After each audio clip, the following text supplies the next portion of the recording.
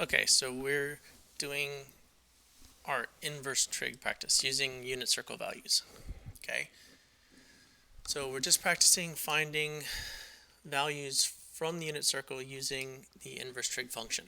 Okay, so remember, when we're looking at these inverse trig functions like arc cosine, arc sine, and arc tangent, the inverse trig is asking where is the either cosine, sine, or tangent value equal to whatever they give you. So in this case, for arc cosine, it's asking us, hey, where is arc cosine root 2 over 2? So we go over to our unit circle, and then we find where the x value is root 2 over 2, and that happens at pi over 4. It also happens at 7 pi over 4, but you have to remember, arc cosine only gives you back values in the first quadrant and the second quadrant. Okay? Same thing with the arc sine. It's saying, hey, what angle measure has a sine value of -1? And that's at 3 pi over 2. Okay? Now, the calculator will probably give you negative pi over 2, which is the same thing. They are coterminal. Okay? All right, so now let's look at number 3. Number 3 is a composite. Okay? So the first part, though, this interior part is exactly like we did on number 1. It's saying, hey, where is the cosine value -1/2? Okay, so basically we're trying to find out where what tangent is when this is true. So if we do the inside part first.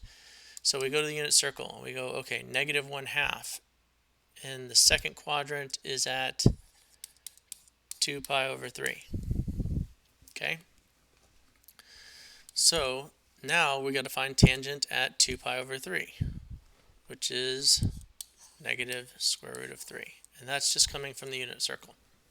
Okay, so now we're using them in conjunction.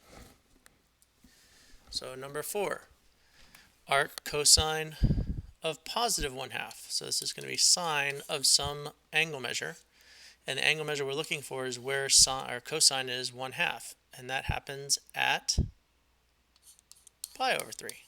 So what's sine at pi over 3? So we go to the unit circle, pi over 3, and we get the y value, which is the square root of 3 over 2. Okay. Now, sine of the arctan of root 3. So we're trying to find the y value where arctan is the square root of 3.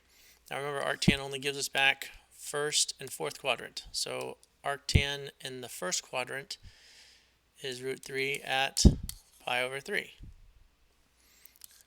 which means sine at pi over 3 is root 3 over 2.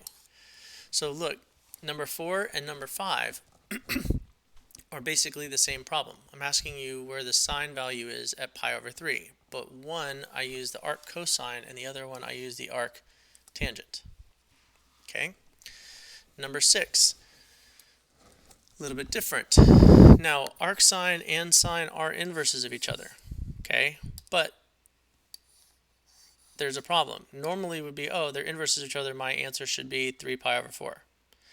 But it doesn't quite work like that. Because again, arc sine only gives back first quadrant and fourth quadrant values. Sine at 3 pi over 4, this is in the second quadrant. So what is sine at 3 pi over 4? Well, that's the square root of 2 over 2. And then when I evaluate arc sine at square root of 2 over 2, so where is sine root 2 over 2? Well, it is that at 3 pi over 4, but that's in the second quadrant. Arc sine won't give me back second quadrant, but it will give me back first quadrant. So my answer is pi over 4. So you got to be careful with these inverse trig functions because the arc sine, the arc tan, and the arc cosine will not give me back all of the values or any of the values in the unit circle. They'll only give me specific ones for each one. So like arcsine will only give me back first quadrant, so that's why it has to be pi over 4. It can't be 3 pi over 4 because that's in the second quadrant.